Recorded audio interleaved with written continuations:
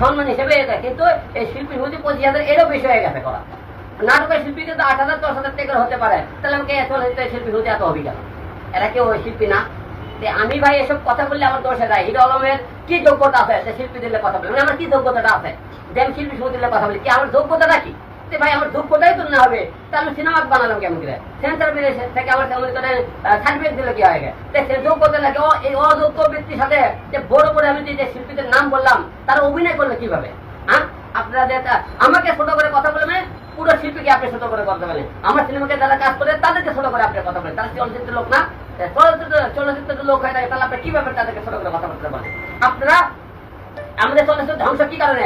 এদের মধ্যে কিছু শিল্পীর কারণে, মনে হিংসের কারণে। যারা চলচ্চিত্রে কাজ করতে যায় তাদেরকে একটা সময় দিবি না, তাদেরকে সম্মান দিবি না। যারা এক কাপ চা একটা সিগারেট কিনা দেয় তাদেরকে সম্মান দিবি। তাদের কোনো মূল্যায়নের কোয়ালিটি নাই। দুই একটা যারা মনে করেন চাপাবাজি করতে পারে, দালালি করতে পারে, তাদের মূল্য হয়ে যায়।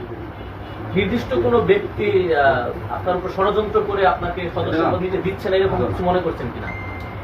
এটা অবশ্যই একটা থিং থেকে কাজ করতেছে।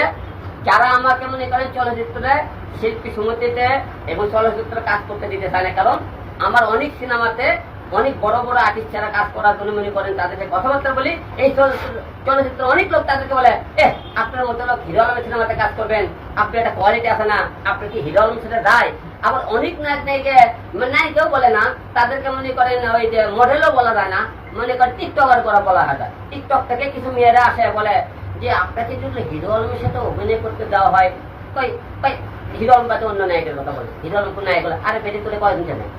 তুই যে আমার কথা বল, নাম বলে সি করে আছে, তুই আমার যোগ্যতার কাছে আসতে পারবে? তোরা ছেলে মেয়েরা বড় বড় কথাবার্তা বলিস আমাকে নিয়ে, তোরা আমার নিজের যোগ্যতার কাছে আয়, তারপরে কথাবার্তা বল, ঠিক আছে?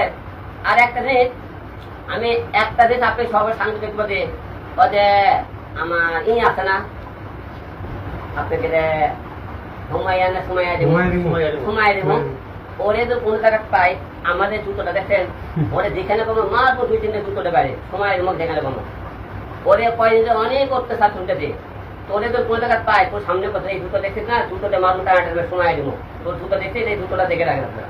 কারণ কি জানেন, ওই অনেক জায়গায় দেখি কি জানেন, ইন্টারভিউতে বলে যে কয়েকদিন ইন্টারভিউ করতেছে, হিরো আলমটাই আমার সাথে কাজ করার জন্য অফার করেছিল, এই তুই কোনোদিন কোথাও বলতে পারবি তোর আমি ফোন দিয়েছিলাম, তোর মনে করেন একদিন ওর যখন ওর দামের কাছে ছিল, ওর মেকআপ ম্যানের জন্য ওর দামে এসে একদিন ফোন দিতাম। ওই বড় বড় করলে অনেক ডেট করলে আমাকে বলে, যখন ওই সাংবাদিকটা প্রশ্ন করে টক শুতে দেখে জুতো খোলে, সময়ের মেয়েকে জুতো খোলে কয় কি এই দুটোটা আপনি দুটো বাড়ি দেন আমার কয় কে পয়সা হিরো আলমের সাথে অভিনয় করা কথা। আরে 2 টাকা লাগে তোরে, হ্যাঁ তোকে কেন বলছিস জানিস? তুই তো বড় বড় কথাবার্তা বলিস, তোরে 2 টাকাতে তো কিনার মতো তুই আমার তো দেওয়া হচ্ছে, তুই আমরা বেশি আজকে এত দূর গেছে তোরা চিনে না, এই তুই কি ছিলে তোকে চিনে না, তুই যে বড় বড় কথাবার্তা বলিস যে হিরো আলমের সাথে অভিনয় করার জন্য করে থাকে, তোকে অভিনয় করে কে ধরে রাখছে? আমি তো কোনদিন ডাকছিলাম বলতে পারবি, তুই একটা কল দেখাতে পারবি কি নাম্বার করে কোন মিটিং করতে পারবি? ওই ইদানিং থেকে খুব বড় বড় কথাবার্তা বলে আমাকে, হ্যাঁ তুই বড় তোরা আমি কোথাও পাইতেছি না, তুই বলিস না টক শোতে হিরো আলমের নাম্বার থেকে দুটো সিঙ্গেলতে পাইতে দেয়, ওটা দেখে নেবে দুটো বেটা করবো, তুই আমার সামনে পড়, ঠিক আছে? তবে কয়েকদিন আগে একটা লোকের হুন্ডার বিজ্ঞাপন করছে না, ইন্টারভিউ দেখুন, ওই বলে বলছে যে না হিরো আলমের সাথে হলে যে আমার আজকে বিজ্ঞাপনে